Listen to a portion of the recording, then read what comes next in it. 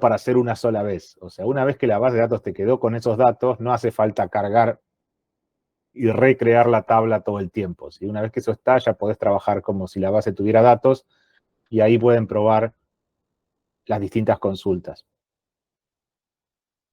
También para las consultas recuerden de probarlo en un cliente, o sea, que es bastante trabajoso en JDBC escribir la consulta en Java y ver si anda ahí. O sea, primero escriban la consulta como si fuera una clase de base de datos, escríbanla en el cliente y prueben que la consulta anda. ¿Sí? Y una vez que anda, la pasan a Java. ¿Sí? O sea, no. Bueno, pueden hacerla en Java, pero es más trabajoso, ¿sí? O sea, lo ideal, se entiende, ¿no? Es, ¿qué tengo que hacer? Esta es la consulta Java, esta es la consulta SQL. Bueno, voy y la pruebo en el editor de SQL a ver si da el resultado que me tiene que dar. Y una vez que me da eso, ahí sí la llevo al lado de Java y la trabajo.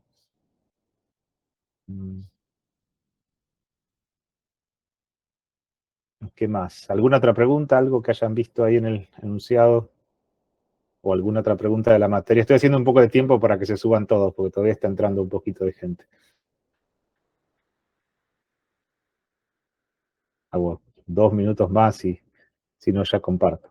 ¿Algún otro comentario, chicos, o consultas del trabajo o de alguna otra cosa? Eso les decía, Gonzalo, no, que no voy a grabar. Porque se supone que estas clases es como si fueran las presenciales, o sea, solo son virtuales, pero no la voy a grabar. Bien.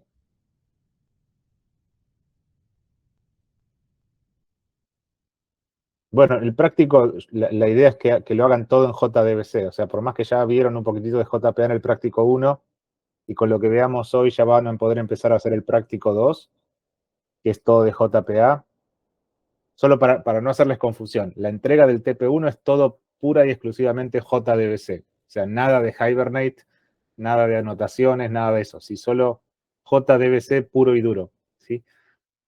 Tienen que hacerse el DAO o varios DAOs, uno por cada tabla, tienen que hacer un factory, probablemente el factory tenga que ser singleton,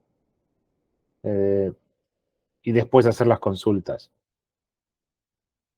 Traten que les ande con una base de datos, o sea, mínimo es que ande con una base de datos. Si después les anda y quieren probar con 2 bases de datos, y quieren hacer 2 factories y bueno, configurar un factory, no sé, con MySQL y otro con Derby está bien, pero al menos que ande toda la estructura con un factory y con una tecnología de base de datos. ¿Sí?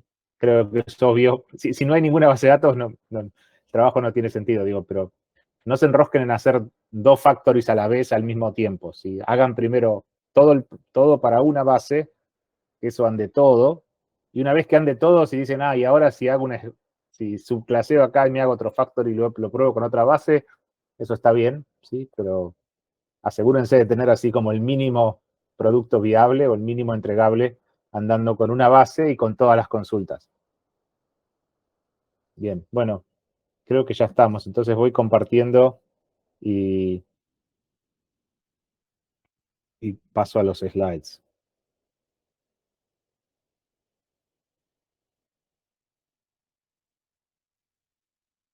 Como les decía hoy, discúlpenme, estoy con un único monitor, así que una vez que hago el switch, dejo de ver el chat. O sea que si tienen algo en el chat, me avisan por micrófono, sí, o algo así, porque no lo veo. ¿Sí? El TP2 también tiene un entregable, creo que ahí vi una pregunta que habían preguntado. Sí, todos los trabajos prácticos, creo menos el 4, tienen un ejercicio entregable y el ejercicio va cada 15 días, más o menos, ¿sí? Entre 2 y 3 semanas por entregable, ¿sí? Depende cómo vengan los feriados o siempre tratamos de darle espacio para que consulten, ¿sí? Al menos 2 consultas presenciales. Por eso a veces se hace cada 3 semanas para que les dé, digamos, caudal para consultar. Otro anuncio así parroquial es que el primer mini quiz o mini cuestionario lo vamos a tener el viernes que viene. Son esos que les había comentado que eran 15 minutos de...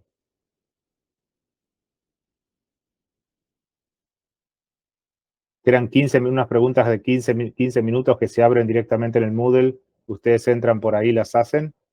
Eso lo vamos a tener, estén atentos al Moodle, pero va a estar el viernes que viene y lo voy a abrir un ratito antes de la clase. Y lo voy a abrir, no sé, 10 minutos antes de la clase. Y la idea, lo que tienen que hacer simplemente es entrar, y ahí cuando entran les empieza a correr el tiempo, y no me acuerdo, son 10 o 15 minutos lo que dura, y bueno, contestar las preguntas que son todas múltiple choice, y con eso ya está, ¿sí?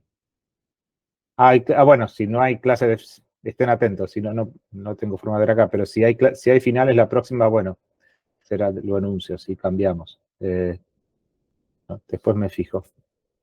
El tema que entra en ese mini quiz, que esto es lo importante, es todo lo que es JDBC. O sea, cuando dejamos JDBC, que fue la mitad de la clase pasada, hasta ahí inclusive. O sea, no entra nada de JPA. Vuelvo a repetir, es todo lo que le dimos la clase 1 y todo lo que siguió después de persistencia hasta que terminamos con JDBC. Toda la parte de JPA es el quiz 2. O sea, eso va a venir después. Eso para que tengan los temas. Para hacer esto pueden tener cualquier material, sí, no, por eso es cortito, sí, porque no importa, a mí no me importa, como es tan acotado, bueno, por más que tengas todo el material, por ahí en 10 minutos es un poco acotado, sí, pero el tema es ese. Bien, bueno, ahí empiezo entonces ahí se ve mi pantalla, sí, la parte de los slides.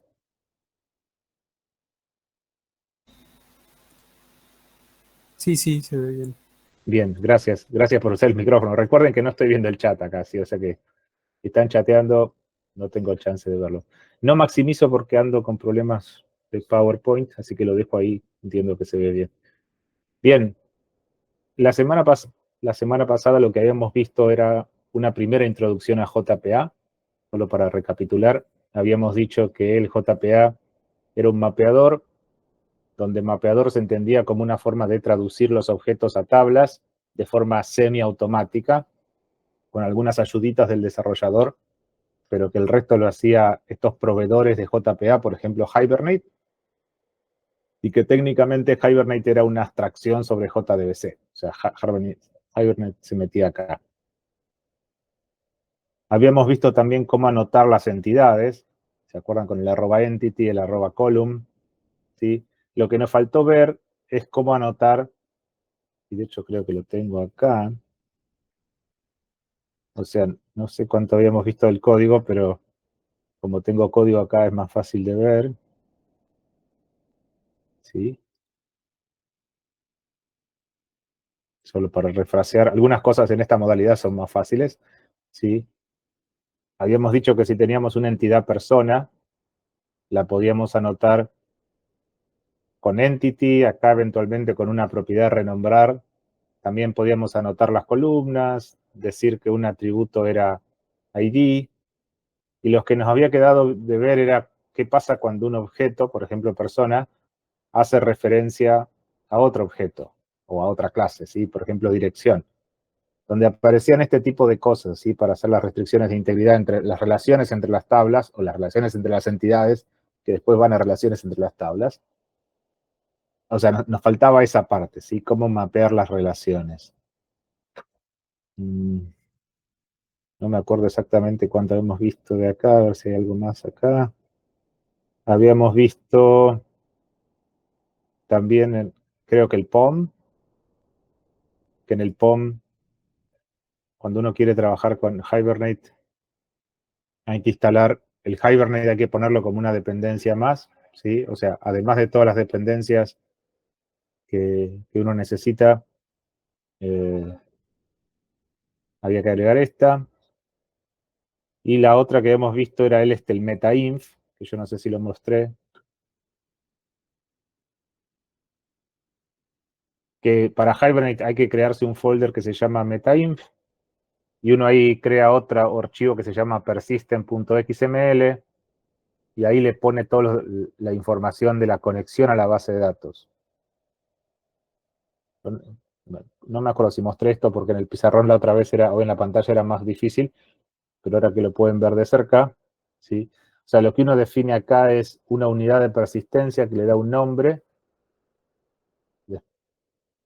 A esa unidad de persistencia uno le declara, yo no sé si esto ahora es estrictamente necesario, pero hasta unas versiones atrás era, le dice cuáles son las dos entidades que vas a llevar a tablas, y acá le das las propiedades de la conexión, ¿sí? Por ejemplo, si yo me quiero conectar con Derby, le tengo que dar el driver que voy a usar y el nombre de la base. O sea, ¿se acuerdan que esto en el JDBC se pasaba en el código? Bueno, ahora no se pasa en el código, pero de algún lado lo saca, o sea, que lo tiene que sacar de acá. Si yo me quisiera conectar con otra base, por ejemplo con MySQL, esto que está comentado acá es la info de conexión para MySQL. Fíjense que es un poquito distinta, pero tengo el driver, tengo la URL para el URI con el localhost, la base de datos y las credenciales, ¿sí? Esta no lleva autenticación.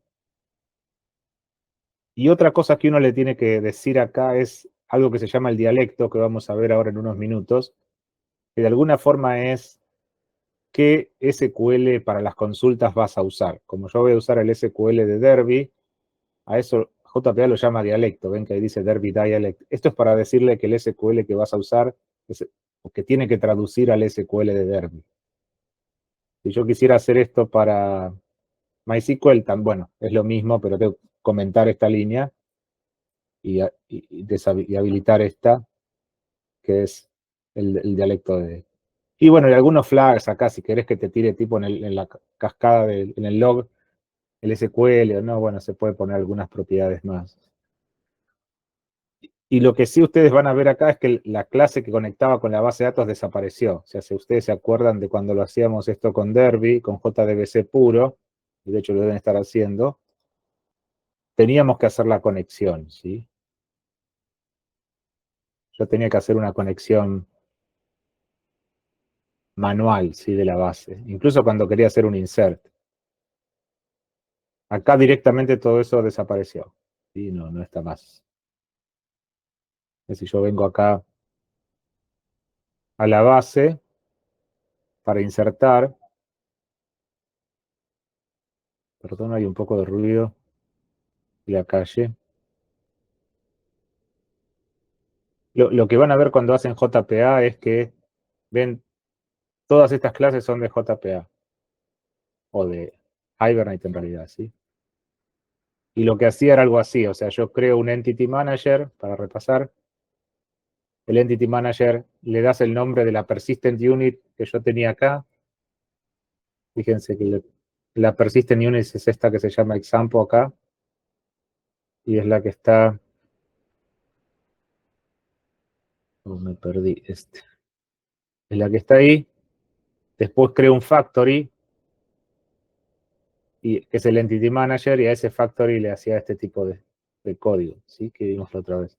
Ay, perdón, creo que hay alguien esperando para entrar. Ahí me confirman que hay mesa. ¿Venimos más o menos bien? Esto es como un repaso, ¿sí? Sí, sí. Bien, gracias. Ahora volvemos al código. Bueno, vuelvo al... ¿Tengo alguien más para admitir? No. Bueno, vuelvo acá. Entonces lo que vamos a ver es solo la parte de las relaciones, porque la parte de las entidades ya la vi, ¿sí?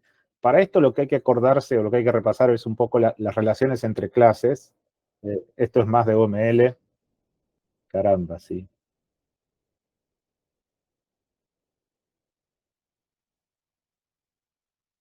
Lo que hay que acordarse es cómo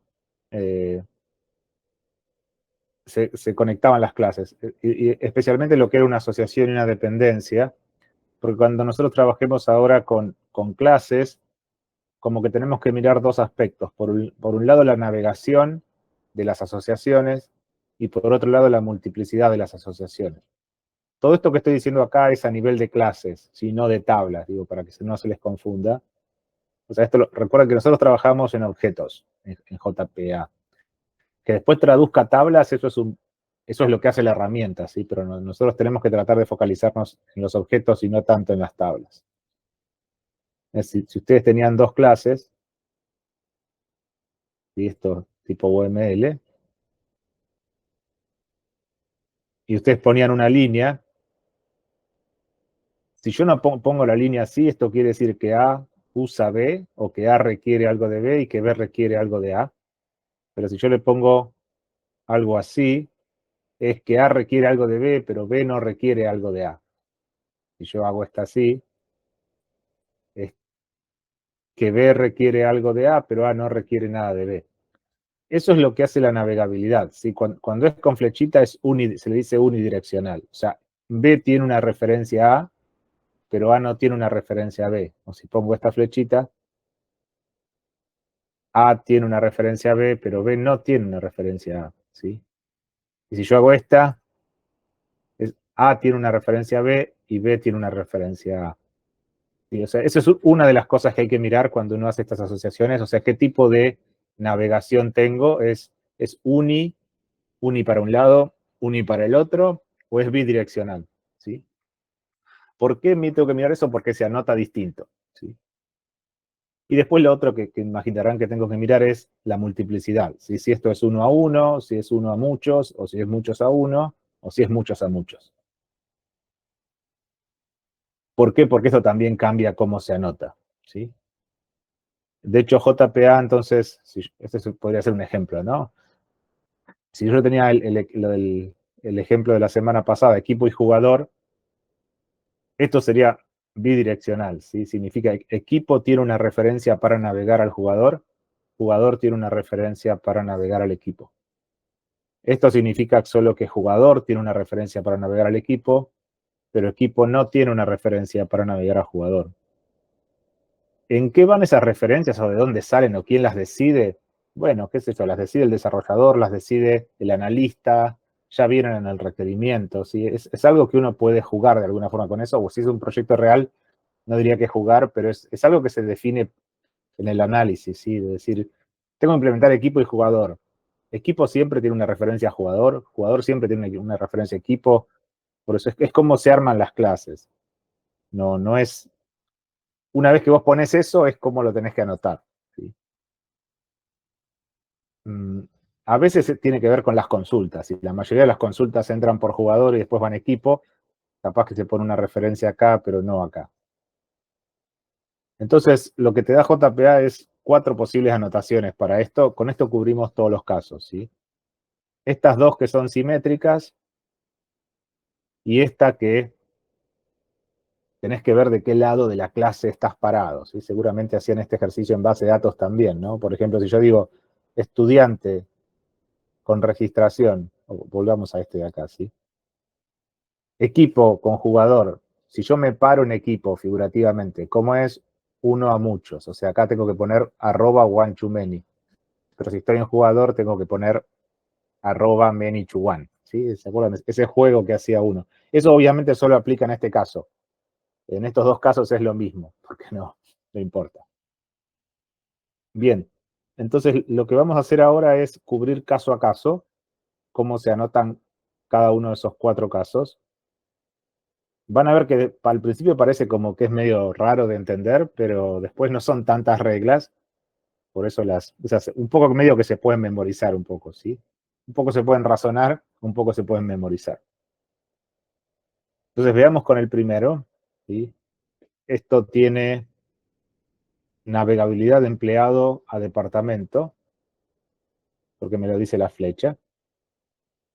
Y si estoy parado acá, la multiplicidad es 1 a muchos, y si estoy parado acá, la multiplicidad es muchos a 1. ¿Sí? Siempre depende, la multiplicidad siempre depende de qué lado te pares.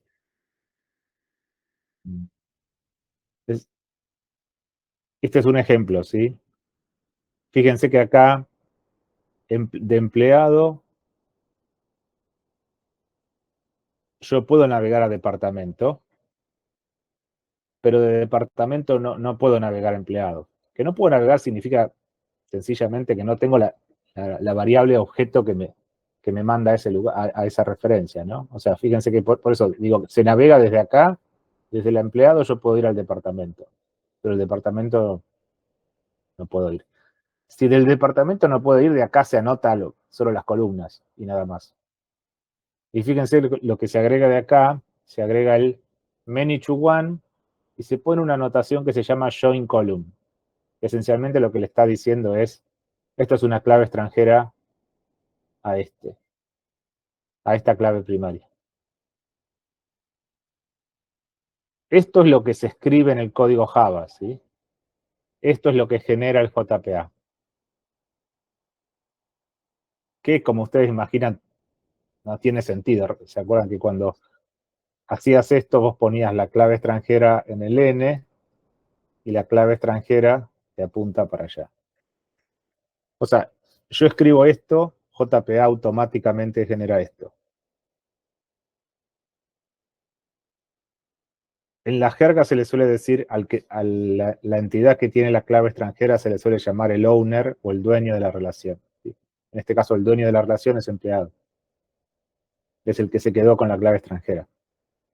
Acá es medio obvio quién se queda con la clave extranjera, pero van a ver que en otros casos no es tan obvio quién se queda con la clave extranjera. ¿Se sigue hasta acá? Yo tengo una pregunta. Sí. Porque si la relación unidireccional fuese al revés, ¿no? En el código de Java. O sea que vos en departamento tenés una referencia empleado, pero en empleado no tenés ninguna. En la base de datos, de todas formas, la clave foránea va a estar en empleado, ¿no? Bueno, ahora justo viene el caso invertido. No, ahí tiene que hacer otra cosa, ¿sí? Es el que viene ahora. No, ahí tiene que poner una tabla intermedia. Ahora vamos a ver por qué. Porque acordate que es a n, ¿sí? O sea, si yo quiero poner una clave extranjera del lado de la n, está bien, pero si yo quisiera poner una clave extranjera de este lado, no. Claro, por eso no se puede. No se puede y va a tener que crear una tabla asociativa en el medio. O sea, en este caso, dada dos entidades, genera dos tablas. Pero es una buena pregunta, digo, lo que vamos a ver ahora es el caso, ¿qué pasa si fuera al revés? Si en el caso al revés, es un poco lo que preguntaban recién, o sea, uno dice, bueno, ¿qué pasa si en empleado no anoto nada? No anoto nada de relaciones, ¿no? Fíjense que la columna, y eso sí la tengo que anotar. Acá solo le pongo one too many. Y digo, un departamento tiene una lista de empleados. Esto solo soporta list o set acá, ¿sí? Otro tipo de estructuras no, ¿sí? JPA no es compatible, o sea, pero bueno, con list y set se pueden arreglar, o sea, solo soporta list y set, así, bueno. En el caso que comentabas recién, o sea, lo que va a hacer es esto, o sea, si vos lo anotás así, el JPA genera esto.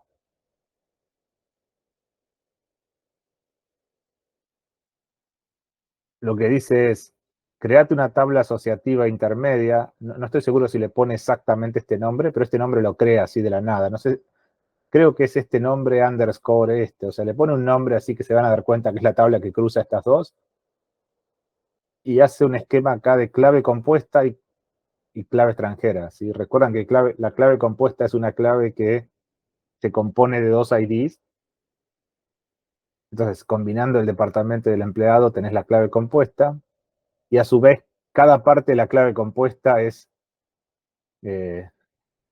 clave extranjera en la otra tabla, ¿no? O sea, esto es una clave compuesta. O sea, si vos le das esto, te va a generar, vos vas a ver en la base esto. Este es un caso un poquito más patológico que el anterior. Bueno, no patológico en el sentido de malo, pero que dada dos entidades, te genera tres tablas. Ahora, si ustedes anotan así, genera esto. Si lo anotan como estaba antes, genera esto.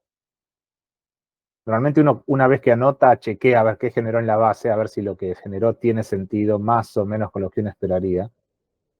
¿Sí? Pero recuerden que la generación, digo genera porque literal yo no escribo el código del esquema, o sea, el esquema se genera solo. ¿Se entiende este caso? O sea, también piensen que siempre el SQL es más limitado que los objetos, o sea, que vos en los objetos podés decir cosas más ricas, pero en las bases de datos te quedan como cosas más cuadradas, porque el lenguaje de las bases de datos relacionales es mucho más limitado que el lenguaje de los objetos. Y entonces, trata de acomodar lo que vos dijiste acá de alguna manera acá. ¿Sí? Y esta es la manera que le sale si lo pones así. Sí, alguien. ¿Son dos relaciones 1 a 1 con la tabla intermedia? Ah, no, es 1 a n, sí. Esto es n. Ah, ok. Sí.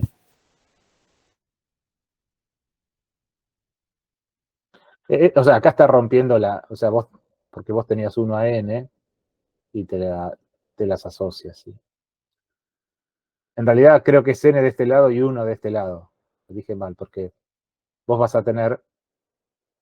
Ok, no, al revés. Perdón. No, n a n, porque, o sea, esto lo que te va a poner es todas las combinaciones que vos quieras poner, ¿sí? Es como si fuera una n a n. O sea, la traduce la trata como si fuera n a n. No era n a n la tuya originalmente, pero la trata así, ¿sí? Porque no tiene otra forma.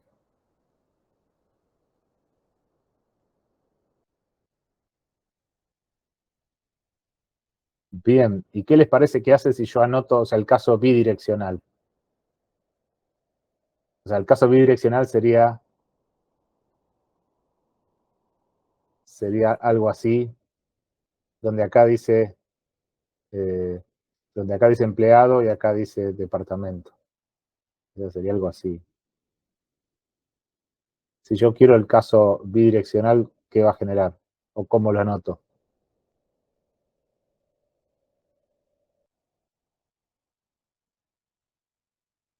Si este era un caso, ven, este es many to one para un lado y este es one to many para el otro.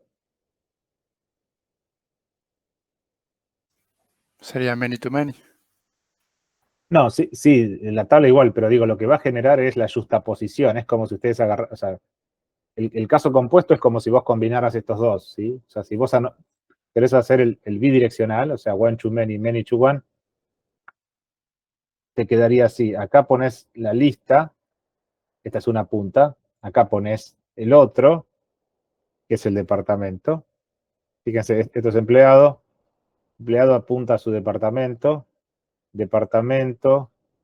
tiene todos sus empleados.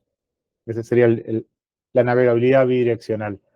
Y esto te hace una justaposición de lo que vimos recién, o sea, te crea lo crea por esta parte, y lo crea por esta anotación. O sea, que te deja ir de acá para allá y también te hace una para ir de acá para acá. ¿Que es un poquito redundante? Sí, porque ustedes desde base de datos dirían, bueno, pero ¿para qué creas esta si ya tenés esta? ¿Sí? Hay como un poquito de redundancia sobre esta, ¿sí? Pero esto es lo que crea, o sea, si vos le das estas dos relaciones, crea esto. Si vos estás acá, podés ir directamente para acá. Si estás acá, la única forma de ir para allá es por este lado, ¿sí?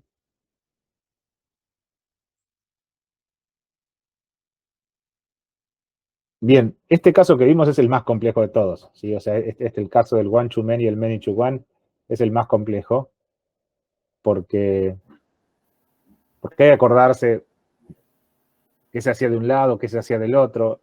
Y la otra es que, fíjense que cuando yo anoto de acá siempre es one to many, pero sin ningún parámetro, ningún argumento acá. Pero cuando yo anoto acá, hay que hacer join column y poner esta parte. ¿Sí?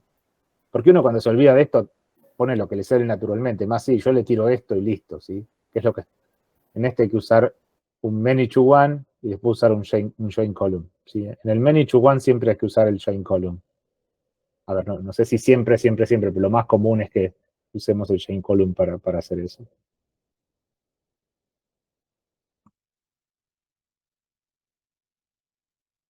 Tengo algo ahí en el chat. Venimos.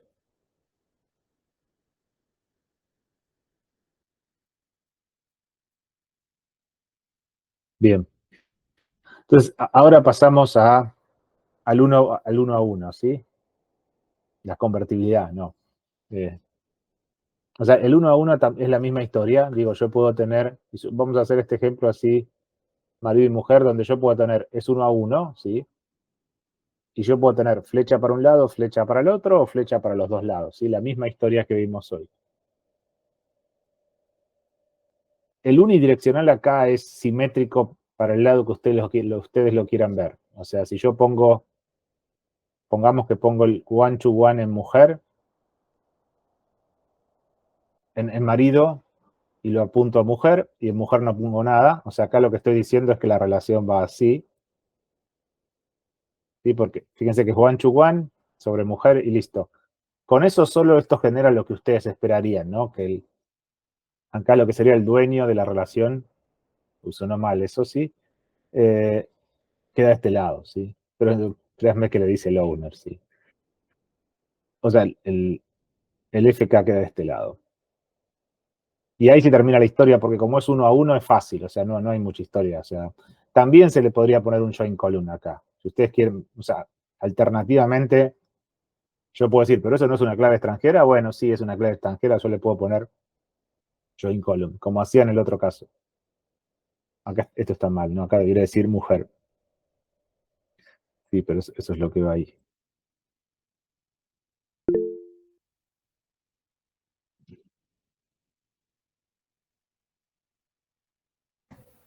Yo tengo una pregunta, no entendí bien qué hace el join column.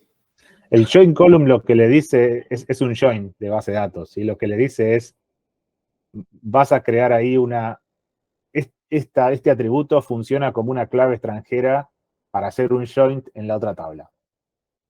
Vayamos al caso de hoy que era más, a ver, este de acá. O sea, es algo que tiene JPA, pero lo que le dice es, por ejemplo, acá le dice, este atributo, department, es una clave extranjera al ID de esta tabla. Eso le dice.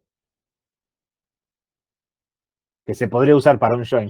A ver, no sé por qué se llama join column estrictamente, pero supongo que viene de ahí. O sea, que se podría usar para hacer un join contra la otra tabla. Ese mismo join lo está usando, o sea, por eso yo acá, si no le pongo nada, igual lo hace. Pero digo, algunos, aparte de ponerle el one to one, le ponen join column. Esto te genera lo mismo, ¿sí? O sea, genera lo que le estás diciendo, mira, en marido tenés una clave extranjera a mujer. Eso es lo que le estamos diciendo, ¿sí? Genera esto. ¿Qué pasa si esto fuera al revés? El caso simétrico es el mismo, ¿sí? O sea, si ustedes dicen, ¿y qué pasa si el one to one, si acá tengo private, marido, y lo anoto? Bueno, esto, el caso dado vuelta, o sea, navegar para el otro lado es igual, ¿sí? El que es un poquito distinto es el bidireccional, ¿sí? O sea, ¿qué pasa si yo hago el one to one bidireccional? ¿Sí? Bidireccional sería desde mujer, fuera marido, desde marido, fuera mujer. O sea, es navegabilidad bidireccional.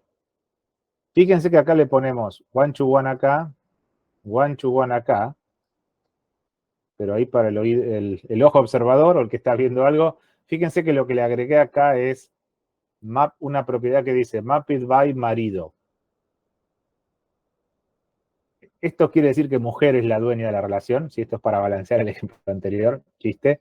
O sea, lo que le estás diciendo es esto, mapped by marido, ¿sí? Y en vez de explicar qué hace ese mapped by, fíjense que lo que genera esto, así como está anotado, si yo lo miro, es, te pone del lado de mujer la clave extranjera al otro lado, ¿sí?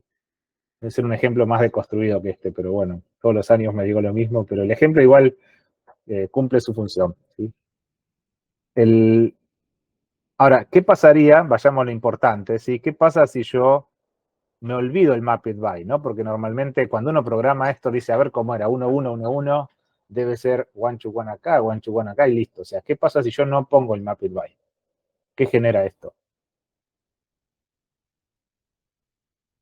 No tira error, ¿eh? O sea, Pondría la FK de que le falta a la otra tabla. exactamente. O sea, si yo no genero esto, genera dos FKs. Una FK del lado de mujer y una FK del lado de marido.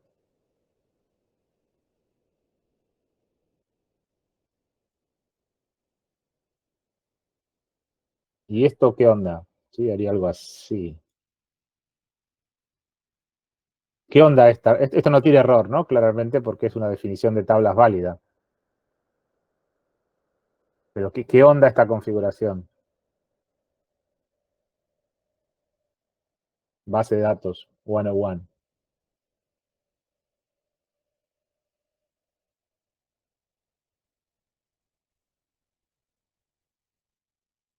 ¿No se creaba una intermedia ahí? No porque es 1 a 1, o sea, entonces no hace falta intermedia. Digo, pero ¿no les hace ruido esta parte? Ya no se entiende nada, sí, pero... Y por ahí no puedes crear nada, porque para crear una necesitas tener una en la otra tabla a la que hace referencia, ¿o no? Exactamente, si esto es un ciclo, un abrazo mortal, ¿no? Dirían los libros, esto es mal traducido de español. O sea, porque si vos querés dar de alta una estancia acá, te dice que primero tiene que estar de este lado. Cuando querés dar de acá, te dice que tiene que estar de este lado. O sea, este sí es patológico o patológico. No está mal el esquema, pero nunca vas a poder dar de alta y nunca vas a poder dar de baja porque es la misma historia. O sea, para borrar te pide que borres del otro lado te pide que borres del otro. ¿Sí? Es como que se queda trabado. ¿Sí? O sea, el error acá te va a saltar cuando quieras operar la base. Cuando vos quieras operar la base, este esquema es como que se muerde la cola a sí mismo, ¿sí? O sea, por eso yo no puedo, a ver, si no le pongo el mapped by, voy a borrar, sí, así ya limpio. JPA o Hibernate va a interpretar, está bien y va a generar. Lo que pasa es que después lo que genere no me va a servir. O sea, lo que está haciendo Hibernate acá, porque yo no se lo indiqué bien, o sea, si yo me olvido esto, lo que está diciendo es, esto es una relación y esta es otra relación. O sea, se cree que, recuerden que estas herramientas no saben la semántica de la relación marido-mujer, o sea, no saben que es que es la misma relación vista desde dos puntas. Lo que se cree es que para un lado es una relación que se llame A y para otro lado es una relación que se llame B. O sea, por eso te crea dos, porque no se da cuenta que es la misma relación, se cree que son dos relaciones. Sintácticamente son dos relaciones, ¿sí? La forma de evitar eso es poniéndole un mapped by. O sea, el mapped by hace eso. Se puede poner de acá o se puede poner de acá, del lado que ustedes elijan, ¿sí? Vos le podés decir, mira, esta relación es la misma que la anterior o la otra es la misma que la otra, ¿sí? Si yo pongo acá mapped by mujer y no pongo mapped by marido, es lo mismo, ¿sí? Lo que yo tengo que decirle es que yo solo la relación la quiero de un solo lado, ¿sí? O la quiero así o la quiero del otro lado, ¿sí? Porque si no me va a pasar eso que decían recién, que esto hace un loop en la base de datos y no da error, pero el error lo voy a encontrar más adelante cuando no me ande el insert o no me ande el delete. Eso siempre y cuando tenga restricciones, ¿no? Igual. Ah, sí, la otra hackeada es levantar, debería decir eso, sí. La otra hackeada para levantar esto es, le levantás las restricciones de integridad, las deshabilitás, ahí insertás todo y después las volvés a habilitar. Eso también se puede hacer, es más feo, ¿no? Como se dan cuenta, es una hackeada. Pero sí. O sea, cuando te molestan mucho las restricciones de integridad, casi todas las bases tienen algún flag que vos le deshabilitás el chequeo de integridad, insertás así a lo ninja y después volvés a habilitar el chequeo. ¿Se entiende? De hecho, eso también lo podrían hacer para el trabajo práctico 1. Si ustedes quieren insertar en cualquier orden, lo que hay que hacer es levantar las restricciones de integridad, insertar todo a lo ninja y después volver a habilitarlas. Pero es más, entienden, ¿no? Que es más ninja esto que estoy diciendo, ¿sí? No, es como en vez de ir por donde hay que ir por el costado, ¿sí? Ir por la banquina. Pero se puede hacer, ¿sí? El punto es reconocer que si vos querés esta relación o no, ¿sí? Si no la querés, hay que prohibirla con esto. Entonces, para recapitular el caso 1 a 1, solo anotás 1 a 1, 1 a 1 del lado que quieras, como te guste. Lo único que tenés que acordarte es que si ponés de los dos lados, uno lleva mapped by normalmente. Eso es lo que se tienen que acordar. Bien, y ahora entonces pasemos al último, que es el many to many. O sea, el many to many, como decíamos hoy, necesariamente genera una tabla asociativa, ¿sí? O sea, fíjense, el 1 a 1, dada dos entidades genera dos tablas. O sea, no hay forma que este genere tres tablas. Y siempre el 1 a 1 genera dos tablas. Y el many to many siempre, dadas dos tablas, genera tres tablas. Porque tiene que romper el n a n, ¿no? La forma que tiene de hacerlo es, si yo lo anoto de un solo lado, por ejemplo, del lado de alumno, un alumno tiene varios profesores, el profesor no tiene alumnos. A ver, no quiero navegar de acá para allá, solo quiero navegar así. Yo le doy esto, me genera esto. Fíjense que esto es más lógico, ¿no? Que te genere, si vos tenés n, te genera una tabla intermedia con una clave compuesta, donde una subparte de la compuesta es clave extranjera acá y la otra parte de la compuesta es clave extranjera acá. Y todos contentos, ¿sí? Many to many y a la miércoles. ¿Qué pasa? Para el otro lado, obviamente, es lo igual. O sea, no, esto ya ven que es simétrico. O sea, si yo esto, en vez de ponerlo acá, lo pongo acá, te genera lo mismo. Lo que pasa es que la tabla se va a llamar alumno-profesor. Pero es lo mismo, ¿sí? No, esto del lado que lo vea. El caso que sigue entonces es el bidireccional. O sea, ¿qué pasa si yo anoto de los dos lados? O sea, si yo digo set profesor y set alumno. O sea, de profesor voy a n alumnos, de alumno voy a n profesores. Fíjense que acá lo que genera esto, pero lo que aparece es de nuevo el mapped by. Yo en alguno de las dos puntas tengo que poner mapped by. Es misma pregunta que hice hoy. ¿Qué pasa? ¿Qué genera esto si yo me olvido el mapped by acá o no lo pongo?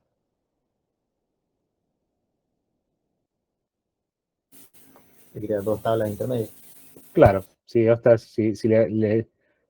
no le pones eso, te genera dos, ¿sí? Te genera otra que se llame profesor-alumno. Esto de nuevo no da error, ¿sí? Porque recuerden, el JPA no sabe qué tenemos nosotros en la cabeza. Los que sabemos lo que hay que hacer somos nosotros. Lo único que hace el JPA es seguir estas anotaciones, ¿sí? Por eso, si nosotros anotamos no muy bien, genera no muy bien. Genera esta, ¿sí? Y esta tiene, o sea, esta no es tan anómala como la anterior, pero claramente es totalmente superflua, ¿sí? Porque tengo una tabla que hace lo mismo que, o sea, una que hace lo mismo que esta. Me agrega complejidad a la base de datos, probablemente no me dé lío para hacer insert y update, o no como la otra, pero igual, bueno, ¿para qué tendría dos tablas que hacen lo mismo, sí? Y el problema acá es el mismo que daba hoy, o sea que JPA no sabe que alumno con varios profesores o profesores un profesor con varios alumnos es la misma relación. Se cree que son dos relaciones distintas.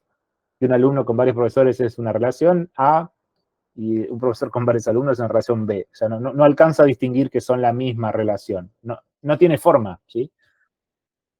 Entonces, en ese caso, con el mapped by, yo lo que hago es que le prohíbo que genere esto, ¿sí? Pero si quieren, en este caso, hagan la prueba, olvídense el mapped by, vayan a la base de datos y van a ver 4 tablas.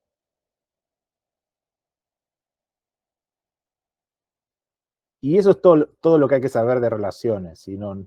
Voy a repasar los casos, ¿sí? De nuevo, ahora que los vimos todos, uno dice, bueno, ¿y cuál es la regla para esto? O la regla es más o menos, si es muchos a muchos, de un lado llevo el mapped by, pero directamente le pones muchos a muchos de cada lado y listo. Si es uno a uno, lo mismo, o sea, one to one del lado que corresponda, de los dos lados, si lo pones de los dos lados, mapped by. Y por ahí el más picky es el uno a muchos o muchos a uno. Ahí lo que se tienen que acordar es que si es many to one, es con join column. One to many es así nomás, sin nada. Y que le va a generar una tabla extra. Y no podríamos Sí, usar el mapped by para ahorrarnos esa tabla extra. Perdón, se me salió el auricular y no te escuché. No hay drama. ¿No podríamos usar el mapped by para ahorrar esa tabla extra en estos casos de one to many y many to one? No, porque no tenés forma de usarla, de salvar la tabla extra. En el one to many no tenés, o sea, en este no tenés tabla extra, ¿sí? Claro, yo hablo del otro caso que vos especificabas en los dos clases. En ese. No, sí, no, en este no hay forma de sacarse esta, ¿sí? Porque después estas tablas las usa cuando vos estés, tu código de objetos pase por acá, o sea, porque recuerden que esto no se va a operar con un join, esto te lo va a operar directamente, perdón, no era este, el que vos decís era, a ver, sí, este era. Sí, sí, es. O sea, el código este te lo va a operar cuando te opere por acá y desde acá quiere los empleados, el JPA va a intentar pasar por acá. Entonces, si no está esta, se te va a dar error. ¿Sí? Ok, gracias. Es porque el JPA no lo opera en las tablas, lo opera desde los objetos. Entonces, ¿por qué no? Cuando ve las tablas dice, no, esta está totalmente de gusto. O sea, si yo lo fuera a operar desde las tablas, directamente uso esto. ¿Sí? Pero el JPA cuando quiera ir de acá para acá, va a ir por acá. Y cuando quiera ir de acá para allá, va a ir por acá. Por eso hay que dejarlo, ¿sí? Pero desde base de datos uno tendría este lío, ¿sí? Que no es el mejor diseño que te puede quedar. Bueno, no. ¿Sí? Capaz que hay alguna forma de que no genere esta. Estoy pensando. A mí la única que se me ocurre es directamente ignorar este atributo. O sea, decirle que no genere nada para este atributo. O sea, que directamente no poner nada, porque si no pones nada te da error. Pero capaz que hay alguna forma, ahora que me dejaste pensando, de hacer que no genere. Hay cuando vos no querés que te anote, creo que la teníamos hoy acá, a ver. Sí, cuando vos querés que una columna no te la lleve a la base de datos, le podés poner esto, transient. Transient significa este atributo existe en un objeto, pero no me lo lleves a la base de datos como columna. Si yo no le pongo nada, o sea, si yo lo dejo así, me va a dar error, te va a decir, hey, te olvidaste de anotar, ¿sí? Entonces, para que no te lo tome, hay que ponerle @transient. Eso significa que ese atributo es eso, es transient, ¿sí? Entonces no lo va a llevar. Habría que probar, ahora que me decís, si yo a este le pongo una @transient, directamente me lo ignora. Lo que pasa es que ahí voy a perder lo que estoy pensando es que te afecta. No, después, si le sacás eso, te queda sin navegabilidad. Debe haber alguna hackeada para hacerlo, pero no estoy seguro qué perdés. Bien. Entonces, repasando por ahí los más complicados, el one to many y el many to one. A ver, no sé si más complicados, los que hay que pensar un poquitito más o ir a la documentación a ver cómo se hacían. Pero si hacen one to one o many to many y se acuerdan lo del mapped by, no debiera haber lío. Bien, con esto ya pueden anotar todo, o sea, porque ya pueden anotar columnas, tablas, o sea, ya pueden anotar todo. Por eso pueden hacer el práctico 2. A esto que se le pasa entre paréntesis a las anotaciones se le llama así propiedades. Y hay otras propiedades que uno puede poner ahí. O sea, ante la duda, si quieren no pongan nada. La mayoría de esas propiedades vienen por defecto. O sea, ustedes no las ven, pero esas propiedades están seteadas por defecto. Pero hay algunas que son particulares que a veces nos pueden servir. A veces por ahí más en un proyecto real que en el trabajo de ustedes. Una es la que se llama fetch. Si yo lo que le puedo poner es a cualquier relación le puedo poner una propiedad que se llama fetch. Y esa fetch puede ser eager o lazy. Y ahora les explico para qué se usa esto, ¿sí? O sea, lo que pasa acá, ustedes piensan que en este mundo ustedes tienen la base de datos, ¿sí? Con todas sus tablas. Esto es el disco normalmente. Y tienen la memoria, y acá están todos los objetos, ¿sí? Cada tabla, cada registro de una tabla es un objeto acá, ¿sí? Ahora, ¿qué pasa cuando los objetos están enganchados entre sí? ¿Sí? Vos cada vez que lees un objeto, se trae ese objeto de la base de datos a memoria, pero si el objeto está enganchado a otros objetos, va a buscar las otras tablas y se trae esos esos pedacitos también a memoria, ¿sí? Entonces esto lo pueden ver que es como un grafo, ¿no? Que vos vas tirando de la red de objetos y va levantando de disco y los va cargando en memoria, ¿sí? Si vos tenés una relación 1 a n, cada vez que vos accedes al objeto, por ejemplo, hoy cuando decíamos departamento empleados, cada vez que vos creás el empleado, perdón, cada vez que vos creás el departamento, trae todos los empleados a memoria, ¿sí? Y si el empleado tiene una dirección, trae también la dirección. Y si la dirección tiene una ciudad, trae también la ciudad. O sea, eso, ¿entiendes? Es como si vos tironearas y cada vez que vos instanciás un objeto, lo está puleando del disco, lo está llevando a memoria. Y eso a veces se te puede ir de control, especialmente en bases de datos grandes, donde hay muchas relaciones entre los objetos, que serían entre las tablas. Lo que te puede hacer es que como que te vuelque toda la base de datos en memoria o gran parte de la base de datos en memoria. Entonces, ahí a veces eso te puede afectar la performance. Entonces siempre tenemos este punto de balance, ¿sí? Si yo llevo todo a memoria, anda mucho más rápido, pero el overhead está sobre la memoria, ¿sí?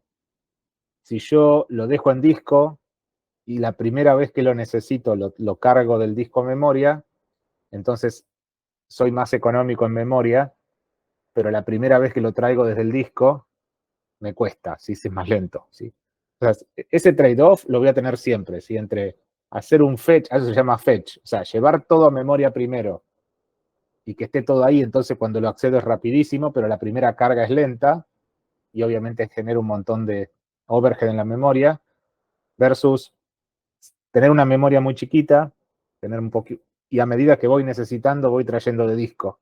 ¿Sí? Eso es más económico en memoria, pero más lento cada vez que tengo que traer. ¿Sí? A esos dos esquemas, al primero que lo que me refería de traer toda memoria, se le llama lectura eager, ¿sí? O lectura temprana. Y al que es traer a demanda se le llama lectura lazy o lectura demorada. Recuerden, la base de datos no sabe lo que queremos nosotros. O sea, nosotros en algunos casos queremos lectura eager y en otros queremos lectura lazy. Por ejemplo, si yo voy a traer el profesor tiene 30 alumnos, pero lo único que voy a mostrar en pantalla es el nombre del profesor, ahí hacer lectura temprana es un overkill, porque ¿para qué le voy a traer todos los alumnos que tiene el profesor si lo único que voy a mostrar en pantalla es el nombre y el apellido del profesor? ¿Sí? Ahí tendría más sentido decir, el día que quieras acceder a su alumno, ahí trae los alumnos, ¿sí? Porque si no estás trayendo de gusto, ¿sí? Ahora, si yo ya sé que siempre que accedo al profesor, accedo a todos sus alumnos, ahí me conviene la lectura temprana, porque ya en una misma leída me traigo todo, ¿sí? Ese es el balance que vamos a tener siempre con estas cosas, que de nuevo depende de qué tan grande es la base y cuántas veces se hace eso en un sistema relativamente grande. De nuevo, si lo hacen con 10 registros, no pasa nada. Con 100 registros no pasa nada. ¿Sí? Esto se siente, es como un tuneo de performance que se siente cuando vos tenés mucha complejidad de relaciones. Entonces, basándonos en estos dos conceptos, JPA tiene opciones por defecto para lectura temprana y opciones por defecto para lectura demorada.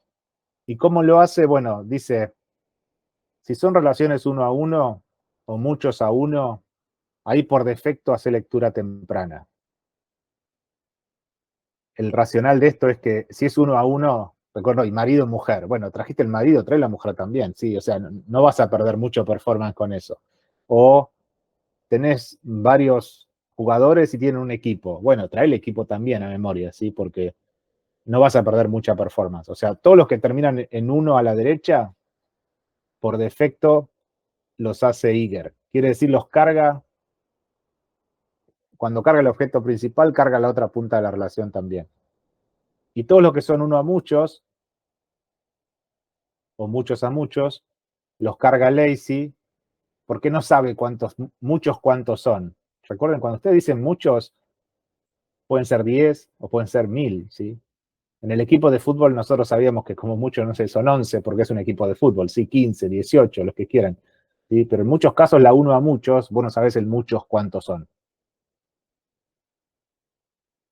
Estas opciones están habilitadas cada vez que ustedes hacen el one to many o el many to one, como están acá sin parámetros. Está usando el fetch, pero lo está usando con los valores por defecto. O sea, acá hay un fetch. Y acá hay, o sea, todos los que pusimos recién hay un fetch. Solo que está usando los valores por defecto. Si yo quisiera switchear esos valores por defecto, por ejemplo, lo que quiero hacer es, cuando tengo una orden, traete todos los pedidos, porque sé que voy a acceder a los pedidos. Fíjense que lo que puedo hacer es sobreescribir. Porque el one to many por defecto es lazy, y acá lo estoy cambiando a eager.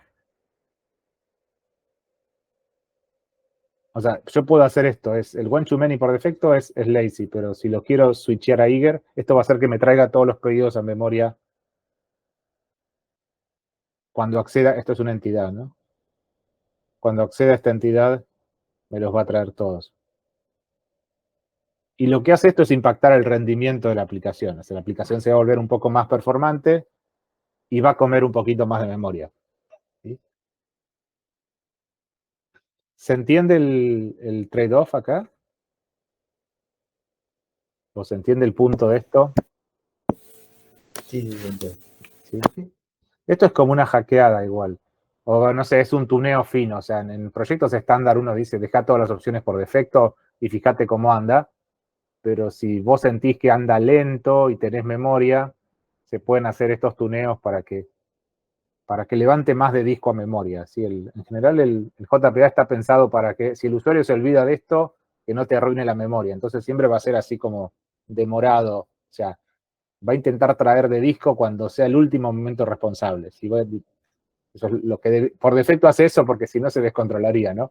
Pero si uno sabiendo lo que hace, le quiere switchear estas cosas, con eso lo puedes hacer un poquito más ágil.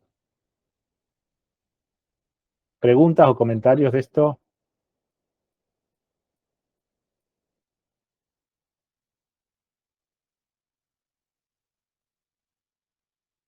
Bien. Esto lo pueden probar, digo, no van a sentir, incluso va a ser milisegundos. Si lo midieran, sí van a sentir, sí, que uno anda un poco más rápido que el otro, porque traer de disco siempre es un poquito más pesado.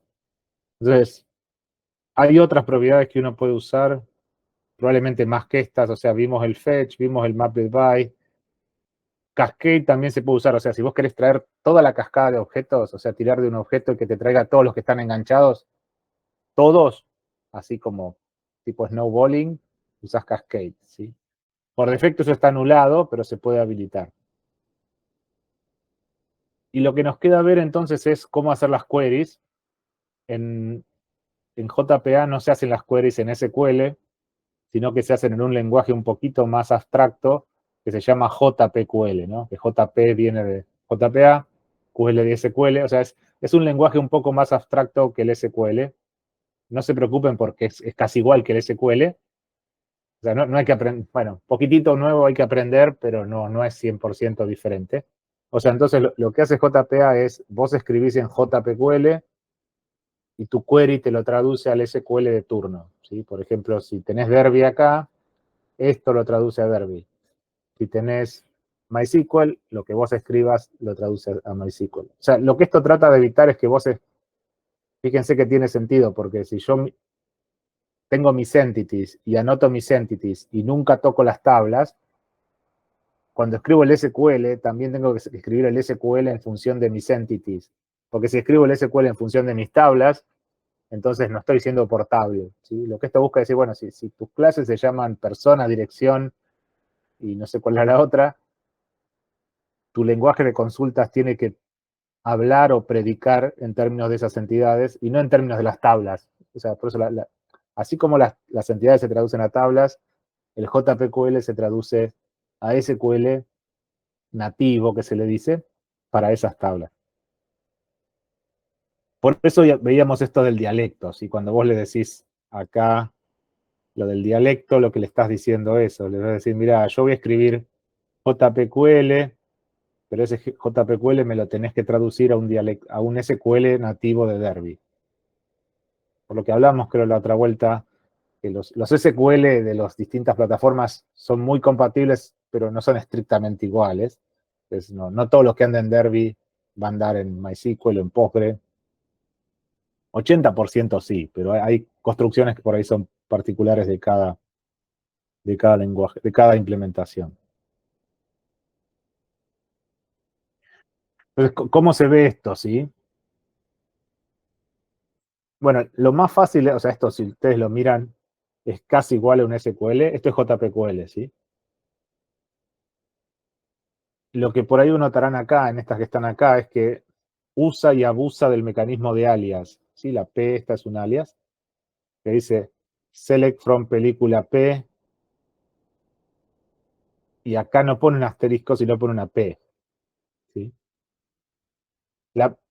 Y acá dice P duración menor que 120, ¿sí? Esta P, o esta, vamos acá, la película en este caso, ¿es la entidad o es la tabla? ¿Qué creen?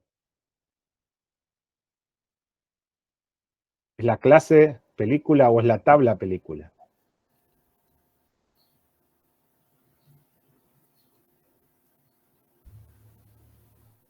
La tabla, creo. Yo creo que la entidad. Ah. Bien, tengo... En realidad es la entidad, es más la entidad, ¿sí? Porque recuerden, yo no sé a dónde se mapeó película, ¿sí? Porque yo estoy en Java, ¿sí? Película es la entidad. ¿Y este duración es el atributo de la clase película o es la columna de la tabla película? La columna. El atributo. El atributo. El atributo. El atributo. O sea, bueno, ahí estamos, ¿sí? Esto igual por eso a veces uno se confunde. O sea, esto siempre es sobre el código Java. O sea, esto siempre son los atributos y esto siempre es la clase. Si vamos al código, o sea, porque el lenguaje lo que tiene es que predica, este P es el objeto instancia de la clase película. A eso es lo que quiere decir. Es como si fuera un lenguaje de consultas, si me permiten, orientado a objetos, ¿sí? Entonces, si vamos al insert, a ver si yo tengo alguno acá. No, al select. Ah, no, pero no es el select. El select es JPA.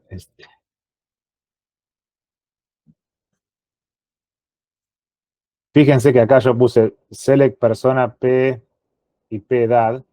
Si yo voy a persona,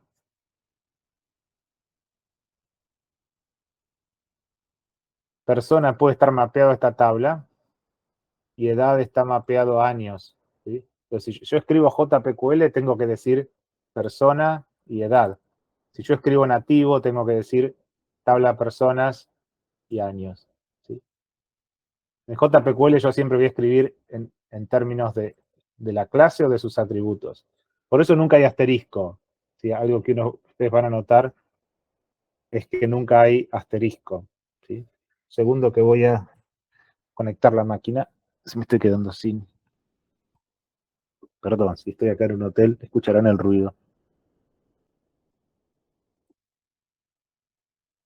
Ahí estamos. O sea, fíjense, o sea, si yo quisiera escribir SQL puro, tengo que escribirlo así, como está acá. Si yo quiero escribir JPQL, ¿qué es lo que debiera usar en JPA? Tengo que escribir así. Y por eso digo, usa el alias, lo usa porque ya existe en SQL, pero el alias quiere decir el objeto, ¿sí? Eso es lo que hay que acordarse. Después, si uno va... Ese era esto. Si yo voy al resto de los comandos, son iguales. O sea, no se siente la diferencia. Lo que sí me permite hacer el JPQL son cosas más raras o más locas, como estas que están acá, que acá uno ya se da cuenta que esto no es SQL puro, ¿sí? Porque, ven, por ejemplo, que ves que dice cliente C join C.órdenes o, ¿sí? Esto en SQL no lo decís ni loco, ¿sí? O sea, esto no compila en SQL, ¿sí? Entonces, ¿por qué no podés decir C.órdenes y poner un alias sobre un alias que ya tiene otra cosa adentro? ¿Sí? No puede ser, esto sea como un doble alias, ¿sí? Si ustedes lo miran desde objetos, esto sí tiene sentido, porque estás diciendo en la entidad cliente, tomate la lista de órdenes y ahí tomá cada una de las órdenes que están ahí, ¿sí? O sea, esto y uno puede ver cómo esto lo debe traducir a SQL. O sea, en background esto se traduce a SQL nativo, pero uno puede escribir estas consultas, que estas sí a veces dan un poquito más de trabajo porque hay que ver cómo lo diría esto en JPQL. ¿Sí? No es terriblemente complicado, pero bueno, esto es como un rebusque que tiene, sí, para escribir estas cosas. Pero salvo para esto de los joins, para las cosas más simples lo debieran escribir así. De nuevo, lo que se tienen que acordar es que ustedes siempre predican en el JPQL, lo escriben en función de las entidades, de todo lo que ven en el código Java. O sea, no pueden ir a la tabla y ver cómo se llama en la tabla. ¿Sí? Tienen que escribirlo en función de lo que ven en el código Java. Al menos esa es la buena práctica. ¿Sí? De ahora les voy a enseñar la no tan buena práctica, pero la buena práctica es escribirlo todo en función, porque eso me garantiza que si mañana viene alguien y cambia los mapeos, mi código sigue andando. ¿Sí? Ustedes lo pueden ver acá en la persona.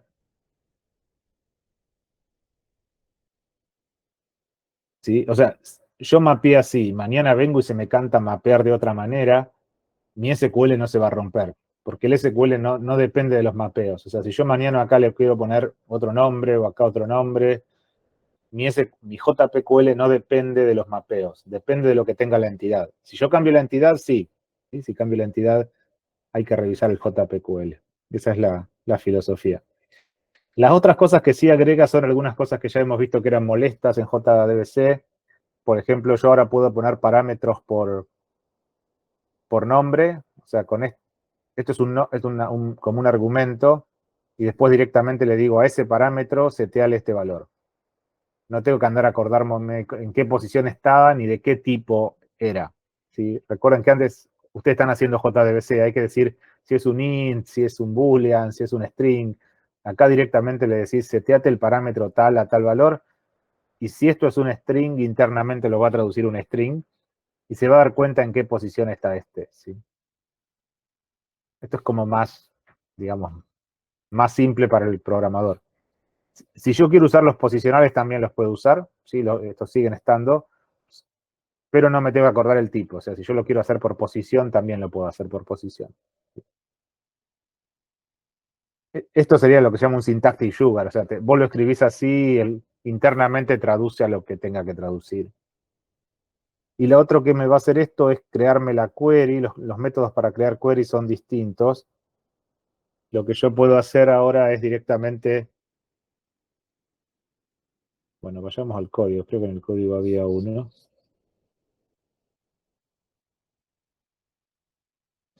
No, ese es este. Sí. O sea, lo que puedo hacer es directamente decirle create query, get result list, y ya te da la lista. No te da un object y no te da un cursor ni nada. Directamente ya te da en objeto. O sea, te dice, mira, acá te va una lista de personas. Y vos la lista de personas igual la operás como si fuera Java ya, ¿sí? No.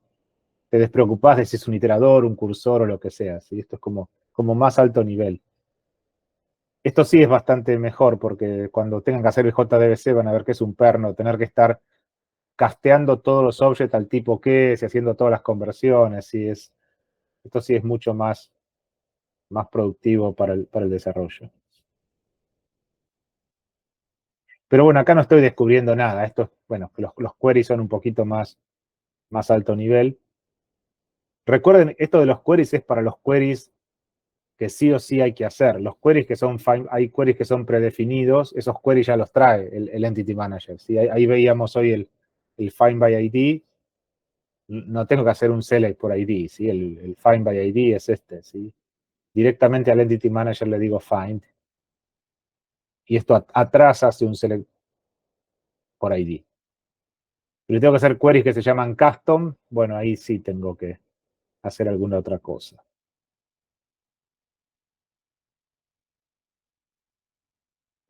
Bien, ¿qué más? Lo que sí tiene, esto sería lo que no hay que hacer, solo en casos muy justificados, es hacer un query nativo. O sea, si yo quiero hacer un query nativo, también puedo hacerlo. ¿Sí? Si yo quiero hacer un query nativo, ahí sí lo escribo en función de las tablas. ¿Sí?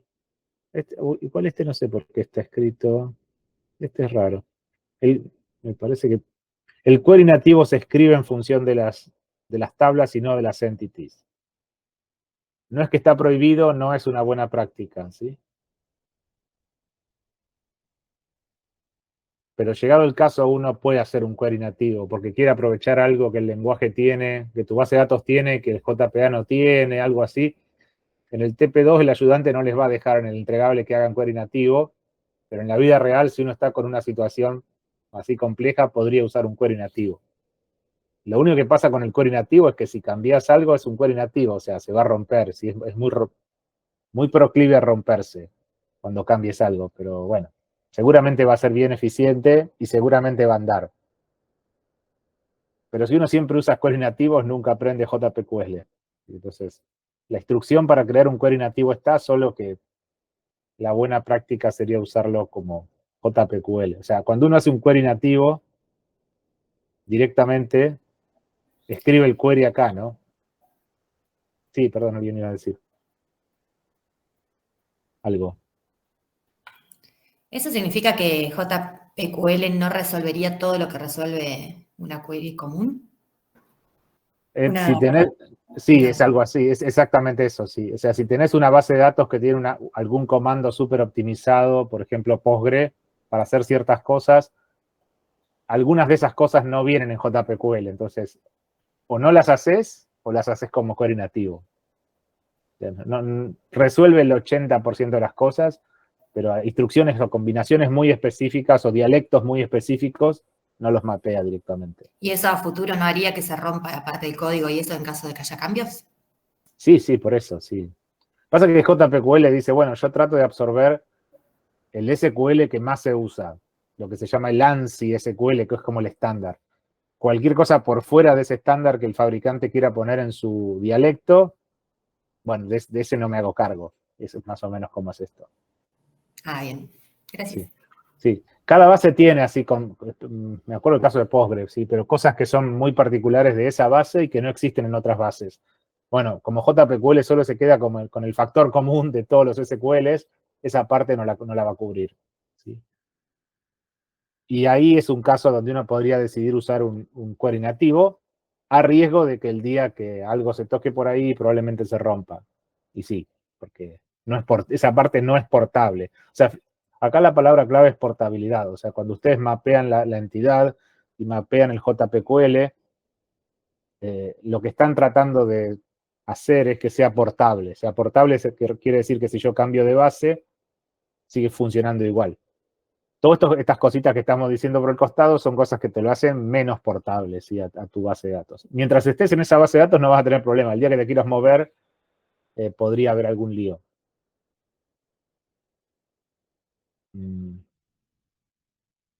Bien. Con eso terminamos JPA, así completo casi. Lo que me queda dar es dos patroncitos más. Estos son simples, ¿sí? Que se suelen usar en JPA. Uno es el que se conoce como el patrón repository. El patrón repository básicamente es una abstracción del concepto de tabla y lo que básicamente te agrupa en una clase son todas las operaciones de lectura y escritura de una entidad. Entonces, de esta manera, cualquiera que quiera acceder a esa entidad puede acceder a través de esa clase que se llama repository. Esto se puede basar en JPA o en cualquier cosa, o sea, no está necesariamente atado a JPA, si bien se usa mucho en JPA. ¿Cómo sería un ejemplo de esto? O sea, supongo que ustedes tienen la entidad libro. La entidad libro tiene la base de datos, una tabla que se llama libros, ¿sí?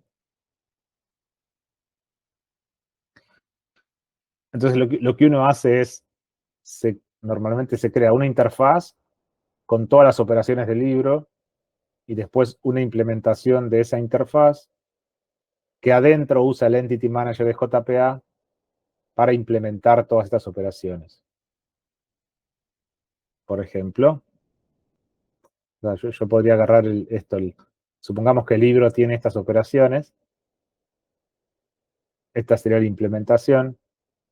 Una forma de pasarle el entity. Recuerden que JPA, para que algo te ande, tenés que darle un Entity Manager. Entonces, vos le podrías dar el Entity Manager en el constructor y después lo que sería una consulta custom, perdón, una consulta de caja, una consulta default, por ejemplo, get book by ID, decís, el Entity Manager ya la sabe hacer, entonces es Entity Manager.find, delego en el Entity Manager. Tengo una consulta custom, que sería esta, get book by title, ahí tengo que usar JPQL, le seteo los parámetros, me armo la query y retorno el resultado, ¿sí? Lo que esto te permite es tener todas las operaciones de tu book adentro de una única clase. Y otra cosa que te permite resolver son temas de esto que pasa en las bases de datos, que si vos haces un insert o un update, y eso depende de si tenés ID o no. O sea, si tiene ID, es un update, porque si vos querés hacer un insert sobre un ID que ya existe, te patea. Ahora, si no tiene ID, es un insert. Entonces, esa lógica de if el ID existe o no, hago un insert o un update, lo mismo suele ser para borrar, se puede hacer en estos mismos métodos. O sea, vos podés ocultar la lógica de si es un insert o un update adentro de este mismo repository. Esto hace que cualquiera que quiera actuar con un repository no sabe que tiene una base de datos atrás, ¿sí? Recuerden, esto ya lo vimos, esta película, ¿sí? La idea es que el que interactúa con Book no tenga que saber ni que está en JPA, ni que tiene una base de datos. O sea, lo único que sabe es que le manda operaciones y las operaciones le devuelven cosas. O sea, no tiene que estar sabiendo si tiene que hacer un insert, si tiene que hacer un delete, o cuando menos sepa mejor, ¿sí? Esto es como la cocina y la política, ¿sí? Cuando menos sepas mejor. Creo que era otra cosa más. Ahora, este tipo de patrón, ¿a qué les hace acordar?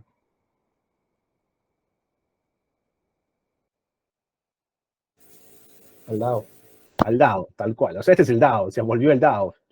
¿Sí? Se reencarnó en el repository, ¿sí? O sea, sí, esto es casi igual a un DAO. ¿Sí? O sea, que todo lo que aprendieron para DAO, acá lo van a seguir aplicando, ¿sí? Lo único que cambia es que este DAO no está basado en JDBC, como lo tienen que hacer para el TP1, sino que está basado en el Entity Manager. O sea, es un DAO, si quieren, más, bueno, distinto, porque el JDBC tampoco estaba basado en JPQL, ¿sí? Entonces, fíjense que es como un DAO, pero ahora usan JPQL y usan Entity Manager, lo cual me lleva a esto de que por más que yo tenga JPA, es una buena práctica tener un objeto que se encargue de la persistencia. Y que acá lo suelen llamar repository, o sea, por eso, en literatura más vieja van a ver que se le dice DAO, literatura más nueva se le dice repository, pero el concepto es muy parecido, ¿sí? Es el DAO reencarnado, si quieren, ¿sí? Y el punto sigue siendo el mismo, que toda la persistencia o toda la operatoria contra la persistencia de book te la maneje este book, ¿sí? Y recuerden que tu código ni siquiera va a ser, tu código va a decir, bueno, yo tengo un book que se creó, le vas a decir, le vas a mandar operaciones y listo, ¿sí? Y eso persistirá o no persistirá dependiendo de lo que haya que hacer, ¿sí? ¿Se entendió el repository?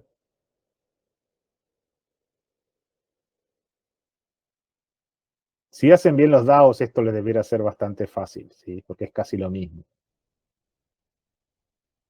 Solo que toda la conectividad a la base te la maneja el Entity Manager.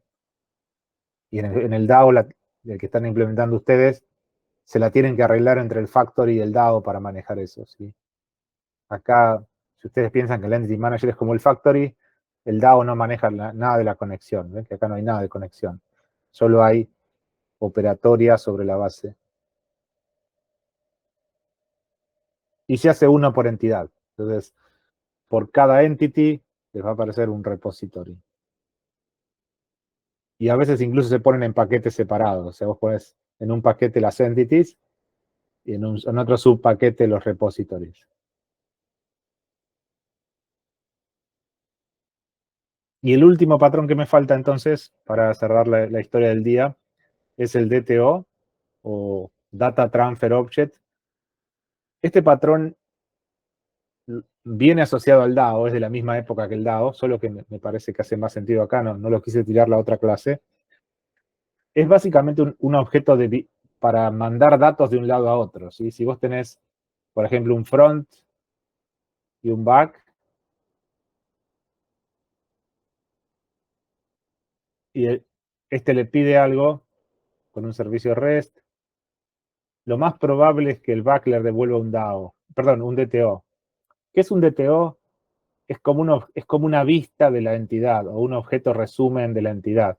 O sea, esto se basa en el principio que dice que vos no necesariamente le tenés que exponer la estructura de tus entities al resto del mundo. O sea, que si tu base de datos tiene 5 entities, por ejemplo, supongo que tenga estas dos, customer y address, al que te dice, che, dame un cliente, no necesariamente le tenés que devolver la estructura entity de customer, sino que podrías crear, como en este caso, algo que le dé solo lo mínimo indispensable para el que necesita el que te lo pide. ¿Sí? En este caso, supongamos que el que te lo pide es el front, decís, ¿el password lo necesita? No. El nombre y el last name, bueno, supongamos que incluso los puedo combinar, ¿sí? Y puedo ir a otra tabla y completarle otras cosas de cliente y darle todo esto, ¿sí? El que recibe esto se cree que que en la base de datos vos tenés almacenado esto, pero esto es macana, ¿sí? Porque en la base de datos vos tenés almacenado esto y esto, ¿sí? Es un objeto ficticio que se usa para viajes, ¿sí? O sea, vos le cargás todos los datos a este DTO y se lo das a otro, le decís, che, acá tenés lo que me pediste. A veces en el front pasa mucho porque a veces el front necesita 8 campos, pero tu tabla tiene 30 campos. Si vos le mandás las 30, eso tiene problemas de seguridad, tiene problemas de performance, porque pasar por JSON un objeto grande es más caro que pasar un objeto chiquitito. Y a veces vos le mandás un montón de datos que el front no usa. ¿Sí? Entonces la idea del DTO es desacoplar o separar esos dos mundos, ¿no? Es decir, vos que necesitas esta info, bueno, yo te la doy, ¿te sirve? Sí, listo, o sea, ¿no? Parece que es como una pérdida de tiempo porque es como que hay que crear un nuevo objeto, ahora lo vamos a ver en el código, pero suele ser una buena práctica de esto, o sea, por performance, porque los objetos chiquitos siempre son más livianos que los objetos grandes, y por seguridad, porque a veces siempre está este principio, habrán visto en alguna otra materia de seguridad, de cuando menos sepas mejor, o sea, vos que necesitas esto, bueno, yo te doy eso, o sea, si necesitas 3 campos, te doy 3 campos, no tengo por qué darte 10. Si cada vez que yo doy campos de más, puedo generar un problema, ¿sí? En términos de seguridad. Entonces, para eso se usan. Los DTOs no se persisten, o sea, no se anotan, nada, porque cuando la aplicación se muere dejan de existir, o sea, solo existen en runtime, no van a tablas, ¿sí? Porque son objetos así como vistas, ¿sí? Lo pueden pensar en base de datos, serían parecidos a crear vistas. ¿Cómo sería en este caso? Yo anoto las entidades reales, ¿sí? Y me creo el DTO. ¿Cómo sé que el DTO tiene que llevar eso? Bueno, porque la vista me pide eso, porque hay una user story que me pide eso. O sea, saber qué tiene que llevar el DTO es un tema de análisis, ¿sí? Pero sí es cierto que es muy raro que quiera saber todo lo que vos tenés en las tablas, ¿sí? Como que el mundo de las tablas es un mundo, el mundo del front o del que te pide cosas es otro mundo, y esos mundos tienen que estar alineados, pero no tienen que ser exactamente idénticos, ¿sí? O sea, una cosa es cómo yo guardo la información en las tablas, y otra cosa es qué información vos necesitas en el front, ¿sí? En el front o en otra aplicación. ¿Sí? Siempre es conveniente separar o técnicamente desacoplar esos dos mundos. Como siempre esto da un poquito más de trabajo. Esto sería cómo se podría hacer en un... Olvídense si quieren de esta parte, sí que esto es como lo hace. Pueden imaginar que esto es lo que llama el controlador, ¿sí? Pero el controlador llamaría en REST, acá está pidiendo un ID de un cliente, y lo que uno hace es ir al repo de customer, pedirle la información de customer, ir al repo de address, pedir la información de address. Esta es una forma de hacerlo, ¿sí? Crear el DTO, pasarle toda la información de estos dos, o sea, fíjense que de estos dos, vos le chupás cierta información, se la cargas toda al DTO y retornás el DTO. Esto que está en violeta enmarcado, eso es lo que parece como que es de gusto, ¿no? O sea, ¿por qué no le doy el customer y listo? ¿Sí? O sea, ¿por qué tengo que hacer todo esto? Chupar datos de estos dos, después transferirlos acá y después retornar esto.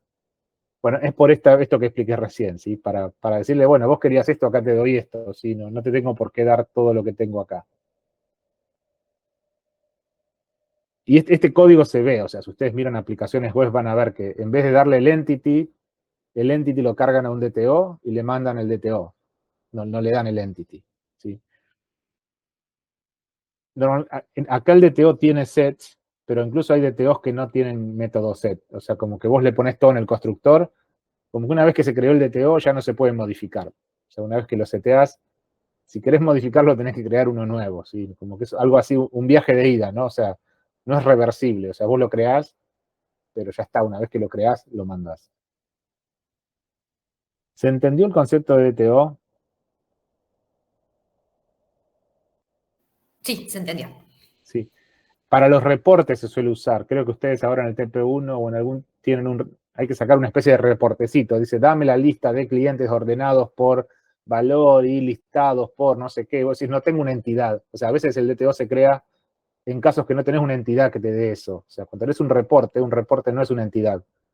Es un conjunto de datos metidos y ensamblados, que se le suele llamar reporte, que te los pide la vista, ¿sí? El front. Ahí también se suele usar un DTO. Es que yo no tengo el listado de clientes como entidad. Si querés un listado de clientes ordenado, bla, bla, bla, lo que tengo que crear es un DTO. ¿Sí? Es como otro grupo de gente. ¿Sí? Las entities son un grupo, los DTOs son otro grupo. ¿Sí? Por eso no se anotan ni nada. Bueno, hasta acá es lo que es un DTO. ¿Sí? Ahora lo que voy a mostrar es como una especie de hackeada que tiene JPA para trabajar con DTOs, pero no quiero que se confundan. O sea, un DTO es un DTO. O sea, después no importa cómo se implementa en JPA. Lo que voy a mostrar ahora es una martingala de cómo puedo trabajar un DTO en JPA, pero el concepto de DTO es más abstracto que eso. O sea, yo puedo hacer un DTO así como lo estoy mostrando ahí, y está bien, ¿sí?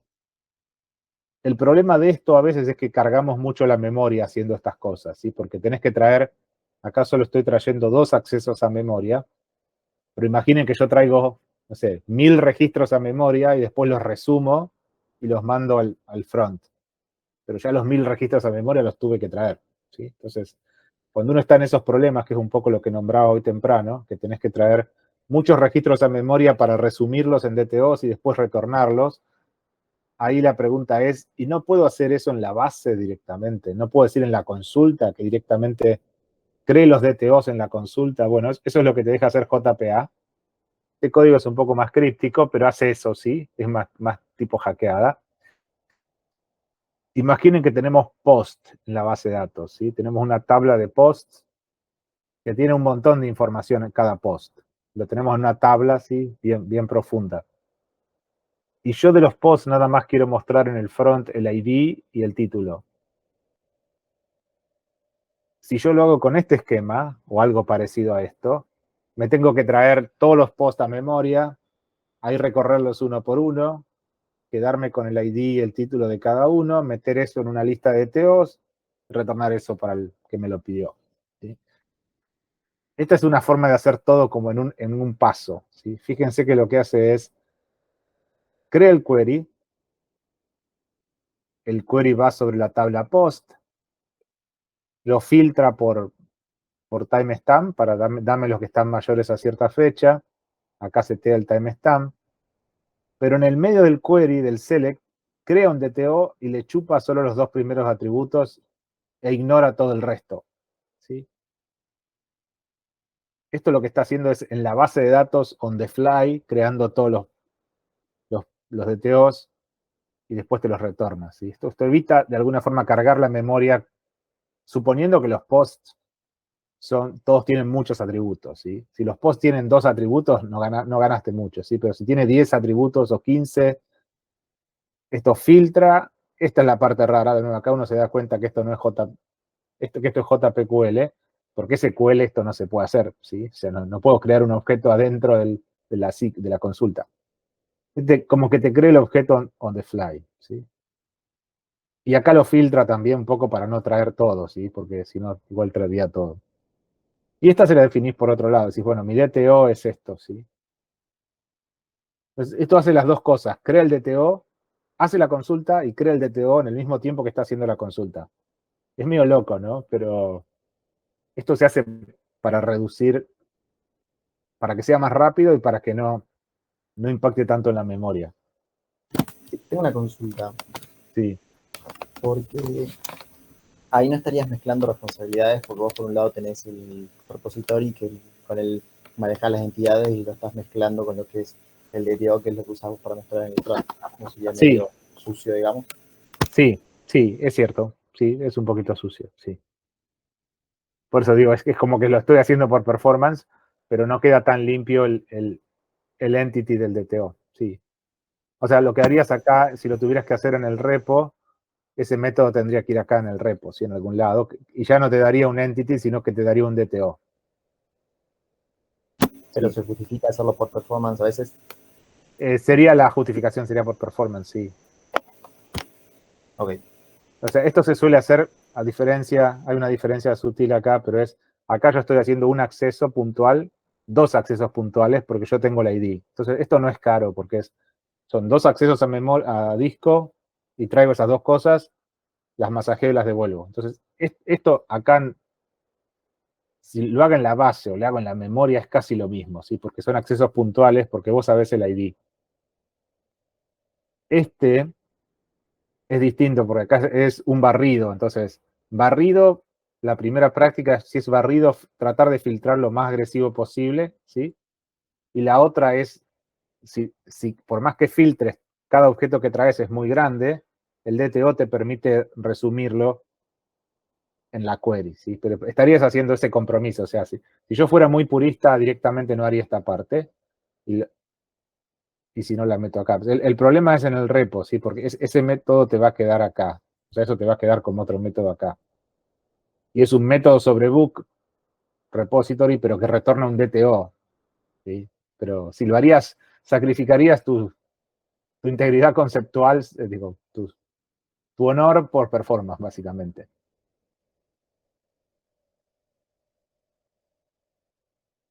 Oye, gracias. Sí. Pero lo que quiero es que es una consulta distinta, porque estos son accesos puntuales y esto es un acceso tipo barrido, ¿sí? Barrido puede traer un montón de cosas. Entonces, lo que suele pasar es que pueden probar uno de estos en el TP2 o preguntarle a los ayudantes.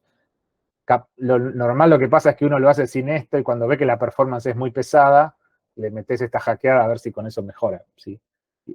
O sea, uno por ahí traería de ser más puro al principio, ¿sí? Y traer todas las entities y después recortarlas y retornarlas. Y cuando ves que eso es muy pesado, en una segunda iteración uno le mete este recorte. Y con eso entonces estamos terminando, digo, toda la parte de JPA. Digo, esto cubre hasta para todo lo que tienen que hacer en el trabajo práctico 2.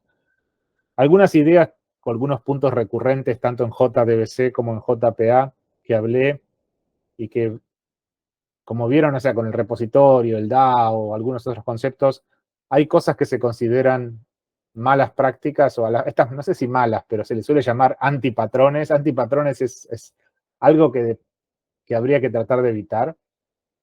Algunos, o sea, tanto en JPA como en JPQL, hay que ser bastante cuidadoso dónde abro la sesión, dónde cierro la sesión, que no me olvide, no es que me olvido de cerrar la sesión, que por ahí el código se va por algún lado y el cerrar sesión queda lejos de la apertura, entonces no sabes si se ejecuta o no. O sea, hay que tratar esto de cuándo abro sesión, cuándo cierro sesión, cuándo abro transacción y dónde cierro transacción. Eso use JDBC o use JPA. El pensamiento es el mismo, ¿sí? ¿Se hace más fácil en JPA? Sí, pero igual hay que pensarlo. Otra cosa que hemos estado discutiendo acá es cuánto de la complejidad de la consulta yo la resuelvo en Java, eso sería en memoria, y cuándo de la consulta la resuelvo en la consulta misma sobre la base, que ahí estaría privilegiando eficiencia, ¿sí? Y el JPQL es medio a mitad, ¿no? Pero que decís, bueno, cuando lo hago en JPQL, ¿dónde lo estoy resolviendo, sí? Normalmente lo que es mala práctica es tratar de resolver todo en Java, ¿sí? Creo que dimos el ejemplo, por ejemplo, en este de los, veamos este, o sea, yo podría no filtrar acá por timestamp y después en Java decir, para todos los posts, o sea, después tomar esta lista y mandarla en un while y tirar todos los posts que se pasan de esta fecha, o sea, que están más atrás. Eso sería trabajar la consulta en Java, ¿sí? A veces uno como que está medio ladri con el SQL, hace un select infinito en Java, en SQL trae todo a Java y después trabaja en Java. Hemos visto en algunos casos, espero que no pase este año, ¿no? Pero hacer un joint en Java, o sea, directamente hago los dos select a las tablas a Java y hago un doble for y voy haciendo el join en Java, ¿sí? Bueno, son casos, si quieren, patológicos, pero la idea es que todo lo que se pueda resolver en la base o cerca de la base, normalmente es preferible porque es más eficiente, ¿sí? Especialmente en bases grandes. ¿Sí? Esto no revienta en base chica, vos te quedás tranquilo. Cuando la base empieza a crecer y se hace grande, ahí la misma consulta que andaba, no sé si revienta, pero se degrada toda, ¿sí? Lo de las transacciones ya abrí. Bueno, la otra sería gestión de excepciones de todo esto, ¿no? ¿Dónde meto el try? ¿Dónde meto el catch? Van a ver que esto tira excepciones también. Esto ya lo discutimos, sí, lo de los DAOs, sí que fueron los DAOs, vinieron los repositorios, sí, realmente es más que nada un concepto, ¿sí? Así que todo lo que aprendan de DAO lo van a reusar. Y con eso estaríamos entonces, al menos por esta clase. ¿Consultas? ¿Preguntas? No, yo por mi parte nada, gracias. Bien. Recuerden entonces que después les defino la fecha del... O sea, varias cosas recuerden, ¿sí? Una, que todo el mundo tenga un grupo, así pueden entregar el trabajo práctico 1, ¿sí? Filminas ahí, Santiago, sí, esto está todo subido, creería. ¿Sí? Ahora chequeo, pero creería que sí. El trabajo práctico 1, el entregable creo que dijimos hoy más arriba era el 12, está ahí puesto en el Moodle. Yo ahora no me acuerdo, pero dijimos el 12 a las 2 de la tarde, que creo que es jueves.